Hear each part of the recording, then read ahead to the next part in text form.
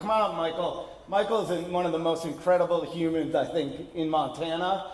I'm so happy to see you here today, upright on the stage. When you look at the map, CB Insights map of startups, there's a startup that represents every state in America. Michael's company, Submittable, is the one that represents Montana. It's still the only company that's been through Y Combinator, is that correct? I think so. Okay. So I'm not going to say any more because Michael's a much more eloquent speaker than I am. Okay. Hey everyone. Thanks so much. The Go Bills. One quarterback away from the Super Bowl. Okay. So hey everyone. Thanks so much for having me today. Thanks to the Robs, London, Azari. Rob Azari is just such a beautiful weirdo to me. He's been part of a $1 billion company, and I literally I saw him a lot more when we were nothing, when there was just three of us, and I don't know, he was just sort of always around and sort of bending over backwards for us. Then I see him now that we're sort of successful, and I think that is really what's sort of the archetype of Rob Azari, is that he just does everything for anybody. A few years ago, we were moving into our first real office, and we've been there for the last 4 years. We were moving from 400 square feet to 4,800 square feet. And Rob was in town. I should actually start the slides. All right. Rob was in town for something at the school, and he poked his head in. And I was feeling pretty nervous because we just signed a lease that exponentially increased our rent for a minimum of 3 years. And I'd also just realized as we were moving in that my landlords were lawyers, which I highly recommend you figure that out before you sign a lease. I was just looking at the 4,000 square feet and an uninspiring hodgepodge of desks and wires and computers, and it just seemed unimaginable to me that we would ever fill it. And I was immediately trying to figure out who we could sublease to, or how badly our landlords, who were lawyers, would come after us if we dropped out of the lease. And Rob, maybe sensing my freak out, just said, "This is exactly what right now felt like during those first 2 years," and that worked. He then hung around for a few hours and helped me put together all of our crappy IKEA furniture. Thank you, Rob. Anyway, so I'm going to talk a little bit about our experience starting. I know a bunch of you are already sort of past this point, but I should also say that none of this is really a secret. So much information is now available on startups and businesses, Hacker News and TechCrunch, et cetera, et cetera. And also, I'm pretty old, so there's probably new stuff that I don't even know is out there. And I think there are a few worn paths to startups, probably too few and too worn. But one of them is this startup as CEO, as developer. And this is really aimed at you if you're a developer now and you're trying to start something. I'm going to cover sort of those first 2 years, 0 to 2. Because developers, they build something and then they slowly get the product up and running and they can show their mom or their dad. But soon they find themselves selling, which is really a completely different muscle than building a product, and managing people, raising money, etc. This talk is really aimed at you if that's sort of the path you're on. People who are either in their first year or two or thinking of starting something, people who are pretty comfortable sitting around building something but never really saw themselves in what people would describe as a leadership role. I hope it's helpful. I also, when I was kind of researching what to talk about, I was looking at a few of the past talks, and Jeff Traum, who I've never met, is he here by any chance? He spoke in 2016, and he sort of described what in my mind was sort of year 3 through 6. It was about development and to some extent business. And I looked it up because I was curious, but I highly recommend this talk. We put a redirect up on our site. It's just submittable.com JT, and if you're interested, I highly recommend it. But essentially, a very abbreviated version of this talk was release often, do everything you can not to customize, keep a single build, data models are hard, refactoring is easy. When he said that, we still have, actually I haven't looked in a year, so Lance might correct me on this, but we had a key part of our data model that we built a year before the product ever went live and is still in the product 10 years later. So do your data model right. And yeah, that's it. Okay, so year 0 to 2. So there's sort of this startup echo chamber, and I'm first going to try to identify everything that I think isn't very important, but we were told was very important at the time. The first is market size and the market itself. The Chia Pet, which came to market officially as the Chia Pet in 1978, and had 3 decades, so 3 years of over 500,000 units per year. So well over, I think it's $30 billion in revenue over the course of 30 years. There wasn't a market for that, and no one would have been able to describe the market size. In the beginning, it's really helpful to just focus on something incredibly small and niche and specific. I think, Onyx, hunting is a lot bigger than most people realize, but I think that Eric did a phenomenal job of really just staying focused on one user, a hunter, and then being able to blow it up into something bigger at a later point. But in the beginning, you have to be focused on something, a customer that you can identify and view. Also, the space, when we were coming out cloud-based and curation were sort of the buzzwords. Obviously, it's not that fancy. I have a feeling blockchain, VR, and AI, people just throw that around like it means something. But don't worry about any of that. You should build something that you want to think about and talk about, probably for years and years. Getting press. A friend, Steve Seroff, described getting press as throwing a brick in a river. Early on, we spent a lot of time getting press, and we were pretty successful. I have a background as a writer, so I kind of had an organic way into journalists. But the problem with it is you do spend a lot of energy getting press, and at the end of the day, he calls it a brick in the river because there's this huge splash. You have a couple days, maybe a couple weeks where you're sort of in the world where people are calling you instead of you calling them. It will absolutely go away. And if you make business decisions while there's all this hype, you're going to ruin your company. So it's not that important. I will get to the things that are important eventually. I'm just describing on the not important. Valuations and how much you raise. So Box's seed round was $80K on a $240,000 valuation, so a third of the company. It's now worth $1.7 billion. Airbnb's was $150,000 seed round and a $1.5 million. They're now worth $31 billion. So there's I talk to people first starting to tiptoe into raising money, and it's all about valuation. In the beginning, just get some money if you need it. Ideally, it's absolutely the best not to take money early on, but also don't stress out about the valuation. Get the money, get it in the building, build your thing, and start selling.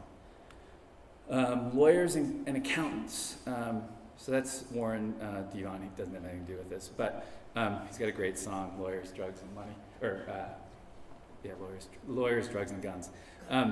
But you don't need lawyers until you break the law, and you don't need accountants until you're actually making money. So don't engage in lawyers or accountants, just focus on building.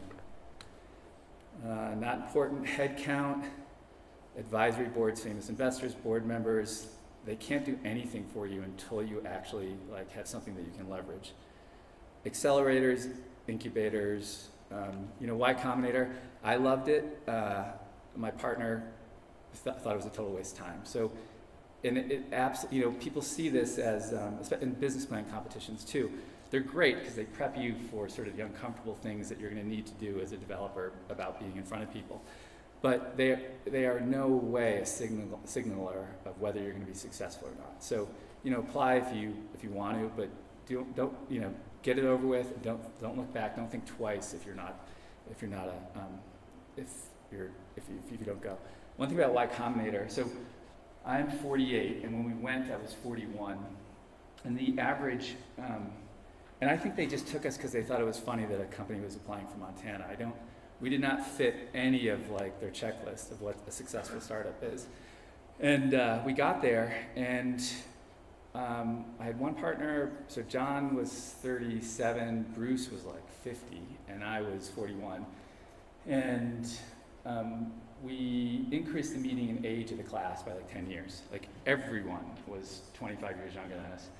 And at the end of Y Combinator, there's a demo day, and you get up and you pitch for I think it's 3 minutes, and it's to a room full of investors, and then you have every half an hour they have a break, and everybody goes out into the hall, and it's sort of like hyenas taking down water buffaloes. Like the entrepreneurs are just trying to get in front of the investor. And this guy comes up to me and just starts pitching me, and he didn't realize that I was in his class because I had gray hair. So I just let him, and I told him I thought his idea was really great, but I didn't have any money. But that was sort of like the main experience I felt from Y Combinator. And one, it was great to be around people who are that ambitious and that driven, and realize that that's sort of what you needed at that stage. You absolutely can build a company without it. Vision. So your vision is going to change. Like in the beginning, we were democratizing publishing, and now we're not. I mean, we did democratize publishing, but now we've moved on to other markets, and your vision's going to change. And you think it's important. You know, people need to hear what the vision of the company is, but in the beginning, you might need a vision to tell yourself and to tell your husband, but it's going to change, and you should be completely comfortable with everything changes. Like your original 20 employees at some point, like, those people are sort of Renaissance people who can do everything.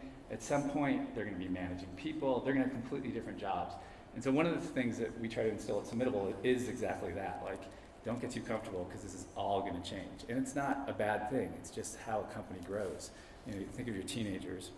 Mine's actually sitting over there. Growth velocity. So if you look up on TechCrunch, there's this 15% per week, I think, metric. If you're not growing at 15% per week, you're dying. We didn't grow at 15% per week for 4 years. We now are, but in the beginning, don't worry about whether you're hitting some outsider's metric of what it means to be a real startup. Just stay focused. Tech stack, so Nerd Wars. So my partners and I were all Microsoft developers, and at night it was easier to open up Visual Studio than PyCharm or whatever. And it doesn't matter. You're going to refactor in 5 years no matter what. So build in whatever you can build. The easiest to get your first product done in, and don't sweat it. And refactoring in 5 years is just a fact. It's awful, but you're going to do it. Your deck, if anyone asks you for a deck, it kind of signals that they haven't done it before. What you really want to show them is a built product, and ideally a list of paying customers. It's 1,000,000 times more valuable than a deck. As soon as you get one paying customer, your valuation, that earlier talk about valuation, is 10 times what it was the day before. Getting $1 from a stranger is probably the most important thing you can do early on. Business plan, same thing. So we had a business plan. We went to a local bank early. We were so out of our school. We had no idea what we were doing. We went to a local bank asking for a loan based on our idea to build enterprise software for poets. That didn't go over well. And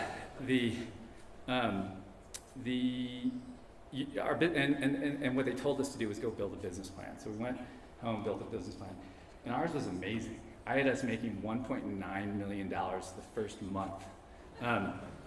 Business plans generally combust as soon as it actually touches the market. So build one for yourself, but it's purely theoretical in the business, and it's usually just wildly wrong in the business. So don't spend too much time on it. Build it for yourself and move. Location, I think Onyx. I think right now Workiva, Wisetail. They've all proven. I mean, what Rob just said about $66 million coming into the Valley this month.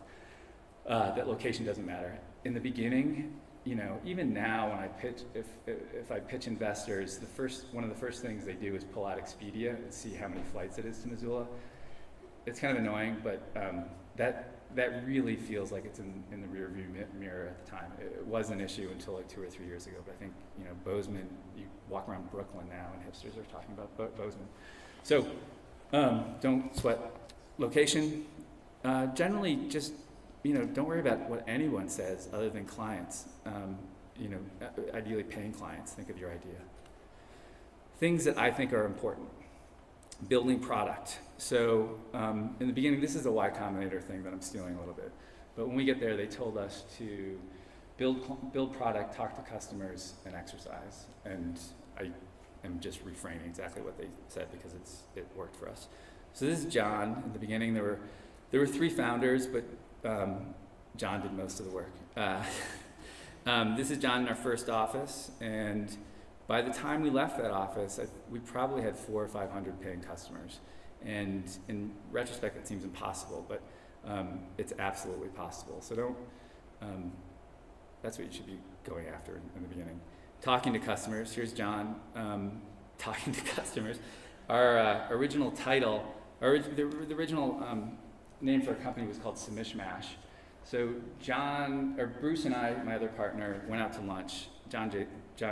We talked John into joining us a little bit later. But we had no idea what we wanted to make. We just were bored, and so we wanted to start a company. And Facebook that movie had just come out and it looked pretty easy. So we just made a list of things that we thought sucked. And one of them as an author was sending out, over the past prior 15 years, sending out manuscripts that changed. And so we thought there was a way to template that process and make it effortless. And I was like, well, what should we call it? And I described the process as kind of crappy. Some places had these enterprise systems, some places had just a form, some places were only accepting manila envelopes in the mail. And Bruce said it's a submishmash. So for 3 years, we called the company sort of the pain that the process we were trying to fix caused you, which would be like calling your company, it'd be like instead of calling shoes, it'd be calling them the sound you make when you step in dog shit. And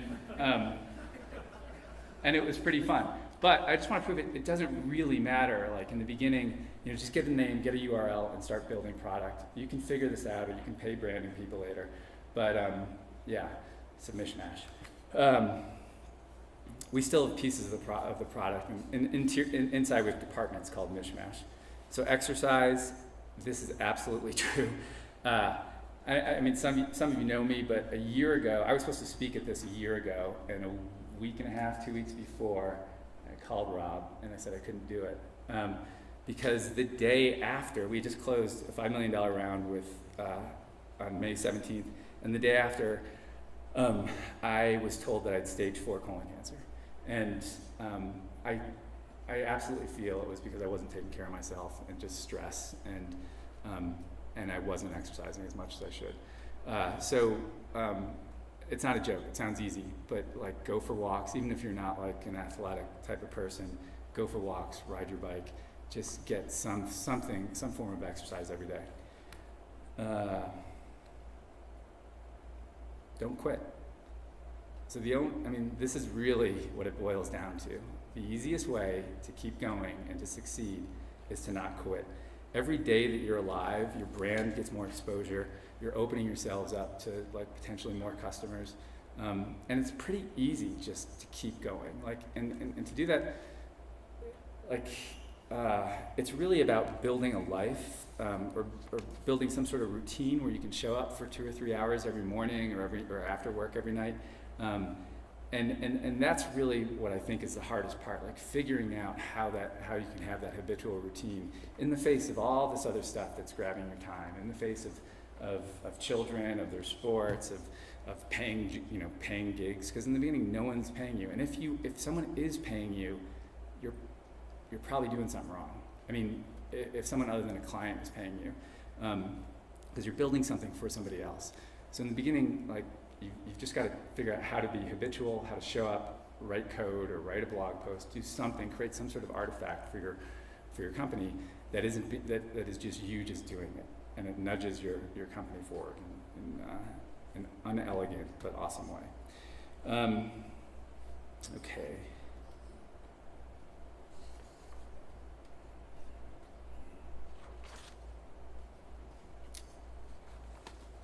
Actually, I'm going to quickly go back to investment because it's kind of becoming a thing in Montana. So Justin from Wisetail, I don't know if he's here, had this great talk, I think 2 years ago about indie tech and about why you shouldn't take venture capital. And I've seen Greg Gianforte speak about the evils of investment, and they're mostly correct. Having no investors is by far the best case scenario for the founders if they want to be rich. Owning 100% of a $20 million company is 100% better for you financially than owning 10% of a $100 million company, which from the outside will look more successful than the former. But you will pay for every dollar of investment with your own flesh and sanity. We have incredible investors. I don't know if you guys are familiar with NFC and Will and Rich, but they're literally some of the smartest and best people that I've ever met, never mind worked with. And our company is very different, and it's better because of them. But the flip side of we've raised $7 million is I owe somebody $7 million. And trying to sleep knowing you owe someone $7 million, it's challenging. I also feel pretty strongly that it's much easier to spend other people's money poorly than you would your own. And let's just leave it at that.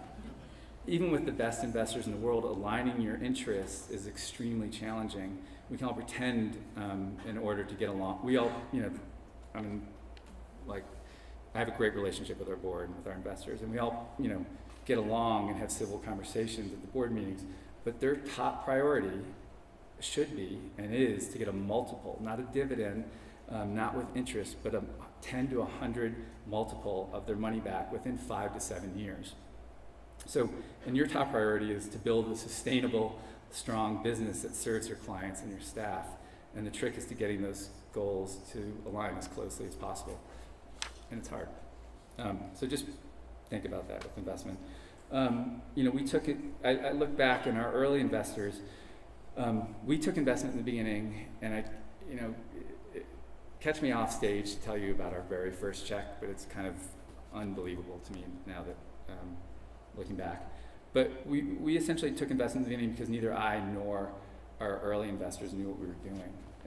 And in the end, we've sort of moved on. It was because I sort of care more about building things and employing people than becoming extremely rich. Having money is definitely better than not having money. And money definitely creates freedom, but so does living cheaply and building a product cheaply. In the end, I want to create $1 billion company, but I've never had the desire to have $1 billion myself. And all I really want, at the end of the day, if I think about what really matters to me, is I want my kids' college tuition. I want my wife driving a relatively safe car in the winter, and I want to be able to go skiing without freaking out about how much it costs every single time. And I realize that those are pretty, there's some gross entitlement in having those goals.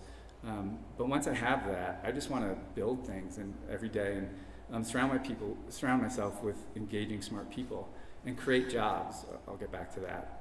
And also, make software and see millions of people using it. It's just so amazing. I mean, in the beginning, I remember when we got to our thousandth user, it just seemed stunning to me.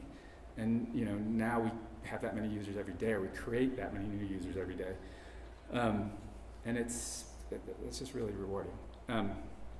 And this takes on more importance after year 2, but creating jobs is easily the most gratifying part about starting a company. When you see an employee walking around town with a baby and looking relatively content and happy, and it's just bam, it's just this gushing, slightly irrational pride that my partners and I help do that. People just having secure, engaging lives, making babies, owning homes. So we have 2 key KPIs as the company, and one is how many first-time homes our employees have bought. It's presently 6, and how many babies we've had. We've had 4, so new employees having babies, and I think we're about to have 5 more in September. So something happened in January. I don't know what happened. But just some semblance of optimism and confidence, and that feeling and the regular, miracle of basically a family's life is easily the best part of my life by a multiple. Theorizing about investment. So the funny thing about whether you should take investment or not, especially institutional money, is that it's only a choice if you don't need it. So you won't be offered investment money until you're actually doing fine. And it's this awful, you need money so desperately in the beginning. People, the local sort of economic development people would always ask me in the beginning what I need and, how can we help? And the only thing you need in the beginning is money, and the only way to get money is either through clients or through investment. And getting it through clients is a million times better in the beginning.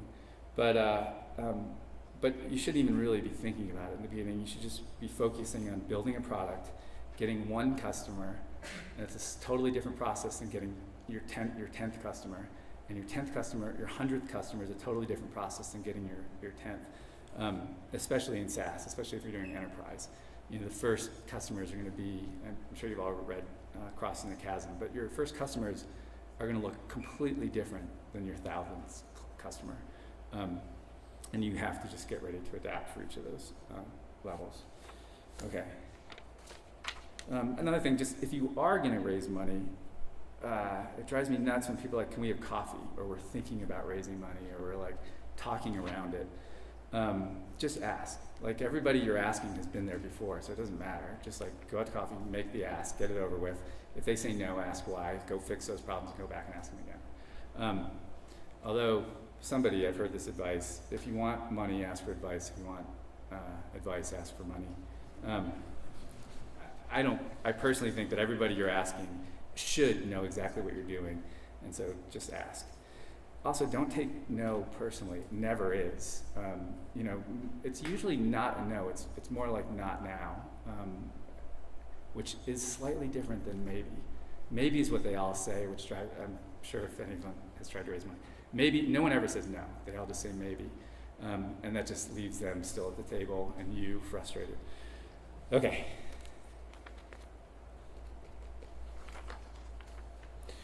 Only bad choices. So I'm going to tell a short story. But in the beginning, it was late November, I think it was 2014, but I was at a stoplight over on Arthur Street, which is perpendicular to the UM. And my kids were in the back seat. At the time, they were a little smaller. He's now taller than me, which is annoying. But my kids were in the back seat, and we were on our way to dryline training, which is what a ski team does to get in shape before the snow.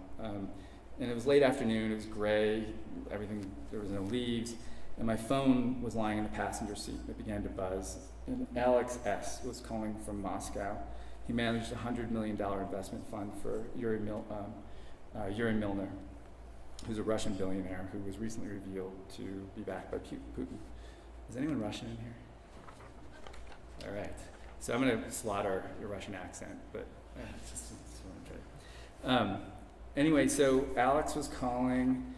I had been going back and forth with Alex's lawyer for the past 3 days and had not heard from him personally, and I put him on the speakerphone. Mike, this is Alex. Hey Alex, can you hold on? I'm in traffic. Let me pull over.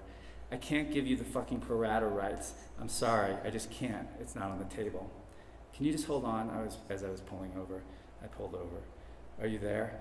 Yes, Mike. I think you should reconsider, I said as I pulled the car onto Kent Street. My kids are in the back the whole time. But listen, I'll sign your papers, I'll sign everything if you give me your word that I get the rights. You want my word? I asked. Yes, I want your word. The pro rata rights, they're not on the table, but let's get this done. I just want your word that you'll let me maintain the rights in the future and I'll sign. I just want your word, no contract. So what he was asking me was to personally guarantee that I'd give him the rights to maintain his amount of shares in our company if we raised money again. I was the CEO, and he wanted me to agree, despite the fact the contract that I was asking him to sign said the exact opposite, that he was losing those rights.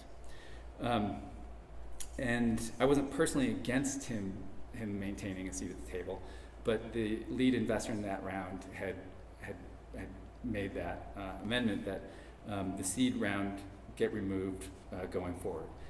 The original investors were losing the rights and being adversely affected, but they also weren't offering me millions of dollars. And we, the founders, had made the decision that the company and the shareholders would benefit more if the company got the money than if we got nothing. And the seed round shareholders maintained the pro rata rights in a company without the cash. But Alex felt differently. So he was calling from Moscow, over 5,000 miles away, to make me personally guarantee that I would give him a different deal than all the other shareholders. And my kids were in the backseat witnessing this. So I thought for a second, and the only conclusion I could come up with was that it would take weeks to figure out the right answer. And I didn't, but I also realized that I personally had enough shares that if it came to it, I could cover his pro rata from my own personal shares. And I just wanted it done. So I said, yeah, okay, no problem. I have your word. Yes, you have my word. Say it. You have my word, Alex. I will make room for you if we raise a round in the future. Okay, just put that in an email and send it to me tonight, and I'll sign first thing in the morning. And then he hung up. Did you see what he did there? He specifically asked for a verbal commitment for me to do something ethically questionable in order to close a deal that this deal had been taking for 3 months to close. But once I did, he effortlessly shoved me into putting it on paper. I had already been morally sullied, so what was the big deal, I guess? But this is how you become a Russian billionaire. Okay, I said, trying to picture him or one of his people coming to Missoula to enforce his contract. I dropped my kids off. Who stayed silent for the rest of the drive and went back to the office. And I called the lead investor, and I told him what I had done. I was embarrassed. My relationship with this investor was fraught for other reasons. The investor was about to invest millions of dollars into the company, and here I am making deals with Russians while driving my kids to a glorified soccer practice. Part of me thought that I was demonstrating that I was willing to do anything in order to get the deal done, and part of me thought that this was a good test. If the investor couldn't deal with a little bit of chaos every once in a while, then I didn't want him to be part of my company. And part of me thought I was in way over my head, and a grossly irresponsible father and CEO. The investor didn't hesitate. He asked me how much the Russian owned. It was pretty small, and laughed and said, yeah, no problem. This is one of the reasons why you want good investors, and it's super important that you have people who will go through chaos with you. You really don't, like if you are, during your references, if you're taking on money, you want to ask, you want to find people who have gone through failed companies with them, because that's so much more valuable than success stories. Anybody can be a good person when it's successful. So I sat down and I wrote the email saying I would personally guarantee Alex a seat at the table. And the next day, more than a couple $1 million were wired into our account at the Missoula Federal Credit Union, which has been my bank since I graduated from school 15 years before. So why this anecdote? It's kind of sexy, Russians and venture capitalists and $1 million wire transfers, but really I tell you this because the feeling it left me with is sort of emblematic of how I felt and how I assume most startup CEOs feel in the beginning, especially if they've never done it before. Because pretty much every day since becoming a startup CEO, every day is something new and slightly disorientating and often painful, but often equally euphoric. Nothing, not hiring, not firing, not getting new clients, not keeping existing ones, not closing venture rounds, not negotiating rent, not putting your family through a pretty terrifying financial reality of your daily life is ever easy. And for the first time entrepreneur, every day is just an endless choice between two generally less than optimal things. But you have to make a decision and go. And this is, if you take nothing from today, this is the most important thing. All of your choices in the beginning are going to suck. Everything is from a position of weakness. You have nothing. You have a WordPress site and maybe a build, which you probably don't even have a deploy yet. But you have to make decisions and you have to go. And your decision is often going to feel painful. But it's the only way forward. So as your company claws its way to profitability and slides back into insolvency and does everything in between, you're going to make countless bad decisions because you're picking between two bad choices. Every negotiation in those first few years is from a position of weakness. Do you lay off amazing people or give your company away to investors? Do you ship a product you know isn't fully tested or lose clients to competition? Do you make 100 cold calls by Friday or do you go work for somebody else? It never feels great. Even as you know, we raised a lot of money last year, and it feels great. We've got 62 employees. We've doubled our staff in the last 12 months. And when I raised, you got to demonstrate you're a completely confident leader with a vision, a perfect plan, a plan for perfect execution. When it's, that's just not how you feel, but you're supposed to demonstrate that. But all you can really do is show up, get as much information as you can in a short time span, make your difficult choice, and move on. And hopefully at some point your decisions get less and less painful, which is true. Eventually you aren't in a position of weakness. One other thing you realize that, like in the beginning, you are asking everybody for something, and they're generally saying no, so it's usually 100 no's to get to one yes. And at some point around year 4, it flips and everybody is asking you for something. And I'm not sure which I like more. I actually am perfectly comfortable with rejection. I do think of it as 100 no's to get to one yes. So when someone tells me no, I'm like, oh cool, and I only need 99 more. And but now it flips and people are asking you constantly for things, and saying no to people is a lot more challenging, for me at least, than asking for things. Okay. So ultimately, it's your company and the world's best selection of advisors or board members can't save you from yourself, and you can only be who you are. And wearing a black turtleneck will not make your company into Apple. Being a savant frat boy won't make you the founder of a billion-dollar ride-sharing company. You just have to get very comfortable making a mistake after mistake after mistake and living with them.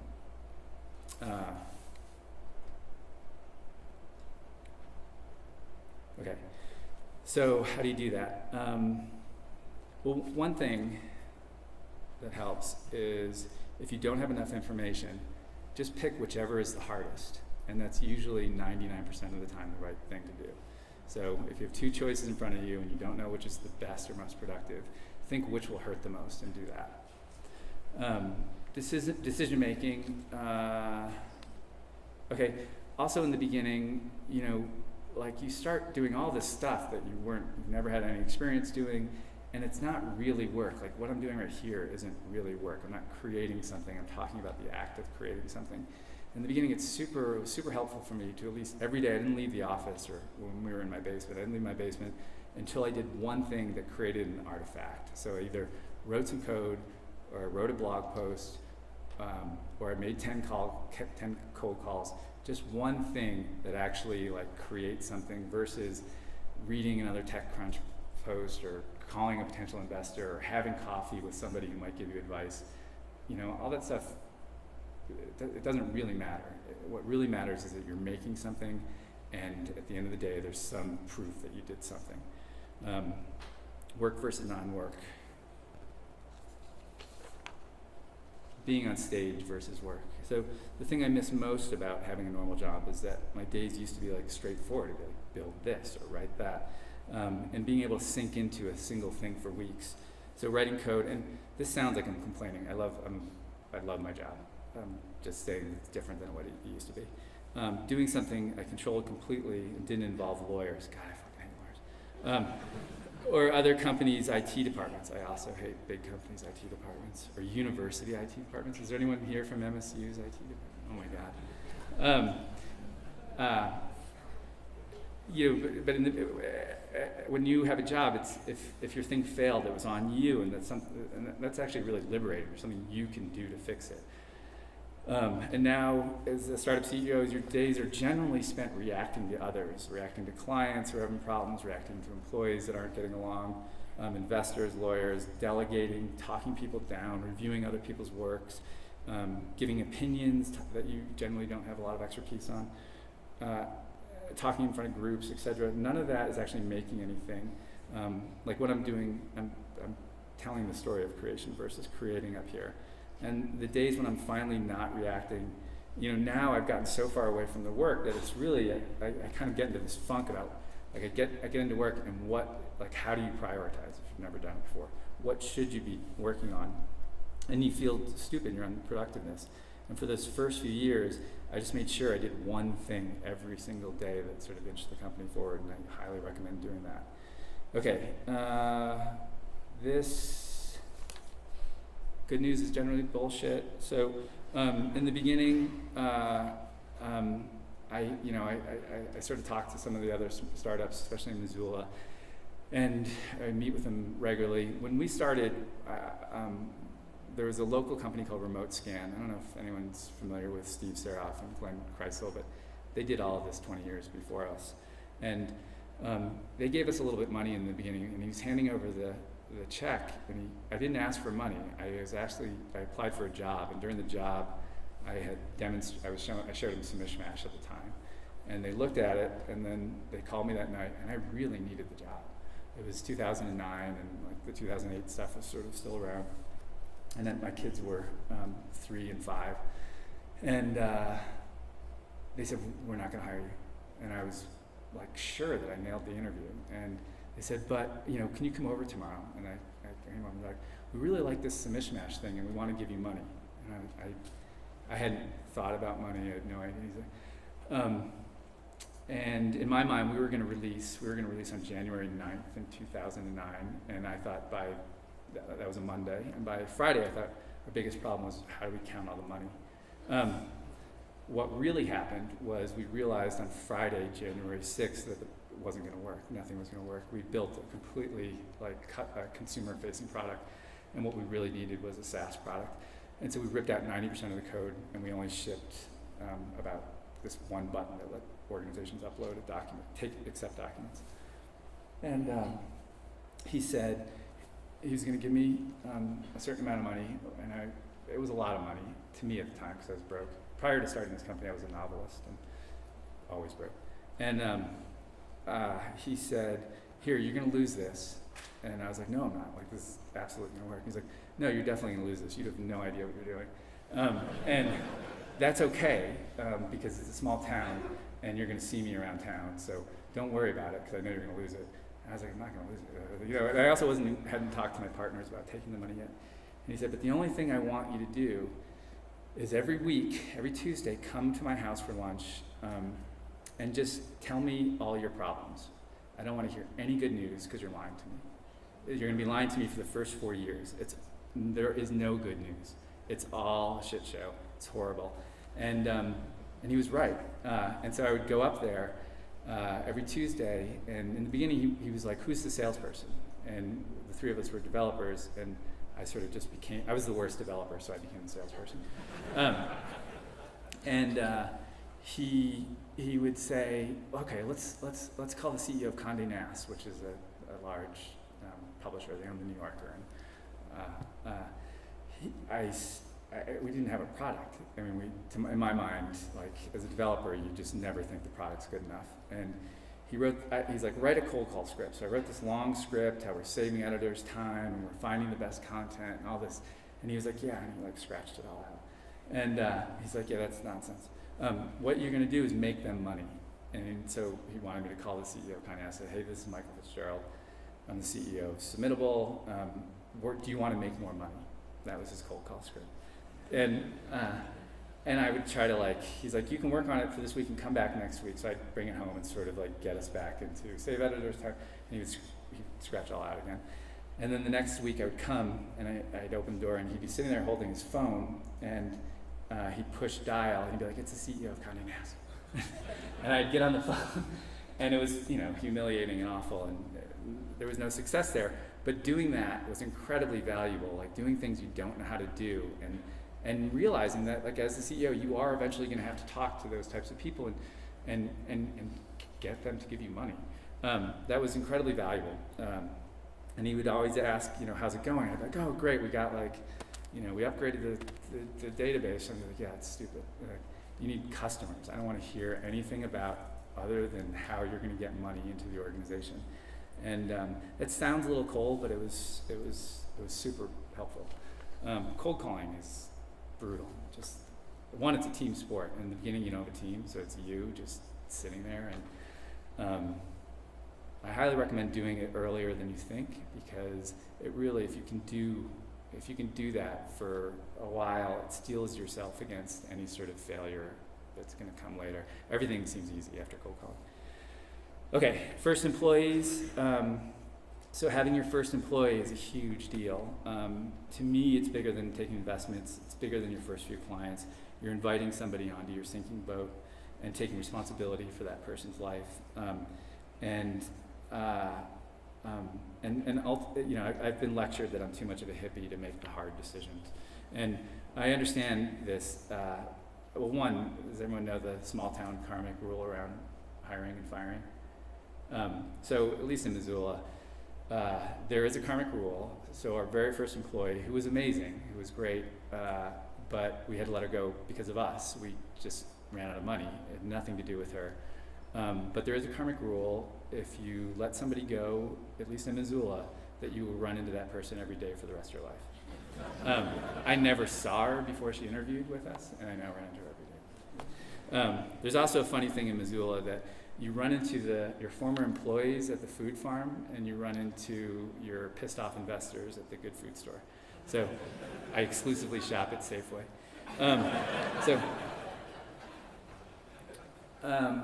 Steve Seraph, who is the guy who would make me cold call Condé Nast, he had a great quote in the early beginning, which is, even if you're not doing things at scale, I think we all know not to worry about scaling, but you do have to keep in mind that you're creating a company and you're not creating a job. It's super easy to get to a place where you're making enough for yourself and be like, we're here.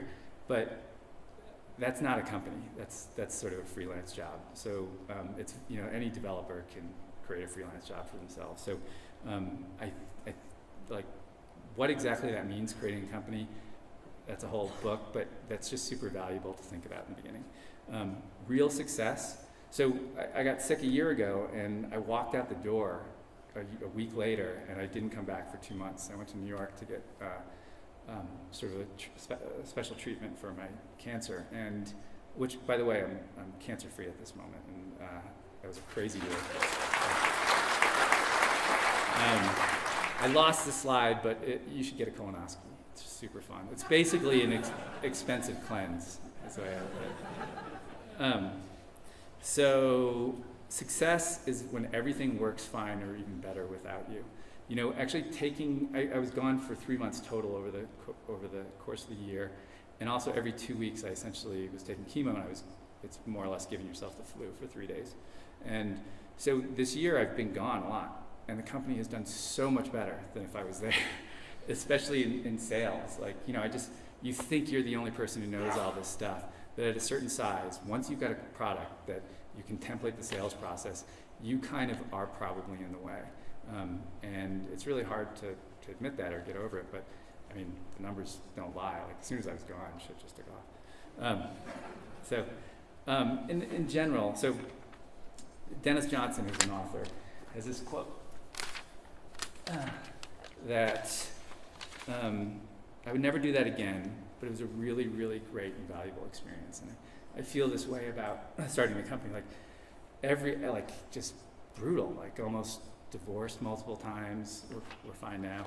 Cancer, missing out on most of my kids' teenage years. But at the end, it's just the most exhilarating, awesome thing you can do, and I highly recommend trying it. And I think I'm up here essentially because I'm the CEO of, I don't know, I can't remember who you were quoting, Rob, but I know we're not. Actually, Onyx is probably way faster and bigger. But at least somebody has said we're the fastest growing, one of the fastest growing tech companies in Montana, and I think I'm up here because of that. In theory, I know what I'm doing, and I can tell you how to be the CEO of a fast growing Montana tech company. And I hope that this talk has demonstrated that I don't know what I'm doing, and that it's okay to not know, and that in some cases it just requires that you don't know, because you sort of have to be massively delusional to think this is going to work.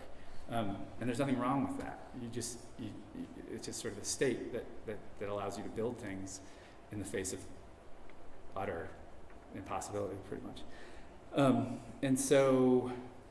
And not dying, just staying alive is really the most important thing you can do. Anyway, so I've never been the CEO before, or even in management. I've never been a team captain of any kind. I've never been in any kind of leadership position. I'm generally suspect of people who want to be leaders. Liz Marchi once introduced me as an accidental entrepreneur. I don't think I'm quite that. When I was in college, I started businesses. I had a window washing business, and I started a magazine. But I also, when I was a kid, my mom reminded me of this, that when I was a kid, I lived about a mile from a golf course, and I used to kill frogs. I used to capture frogs, and I had like an hour before my parents got home after work, and I would deep fry them and sell them to sell their legs to the neighborhood kids, which my parents found out, and is essentially, there's a very good chance I could have given some hepatitis, which I don't think I did. I know most of my friends did. But I never had anything that said I was going to be a CEO. And even with Submittable, my partners, Bruce and John, we weren't really thinking about making money or even having employees. We just liked each other, and we thought it'd be fun to quit our jobs and build something together. And nothing in my life, until I made our first business card at Submittable, suggested that my path in life would have, I would have a title with CEO in it. And this used to eat at me, like, you're faking it until you make it, etc. But as you grow older, you slowly realize, and I'm not saying anything you haven't heard before, but everyone is kind of faking it. Everything is different every 5 years. So even those who've made it no longer really know. So, half of what I'm saying up here might be outdated, I don't know. And the ones who deny this are faking even more. And at first glance, this sounds pretty cynical, but I actually think it's super freeing. Like, if you don't know what you're doing, to get something done, you can learn how to and eventually do anything. And I think about that now. And this isn't to say that there are incredibly smart and talented people in leadership positions, and there are those stereotypical leaders, people who can't help but put themselves out in front of us. And I sort of see, Greg Gianforte is a little bit this type. But for every Greg, there's dozens of other people. There's Ben Silverman from Pinterest. Bill Gates is not a super great public speaker. Tony Hsieh. So I wouldn't worry about that piece, about being a leader. The company culture will just become who you are. So just try to be a good person and thoughtful. There's also countless books and seminars on leadership, but reading a book on how to be a leader, to me, is sort of like reading a book on how to skydive. So don't worry about not what you don't know, and just do it.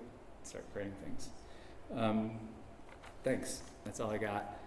We're hiring, submittable.com, and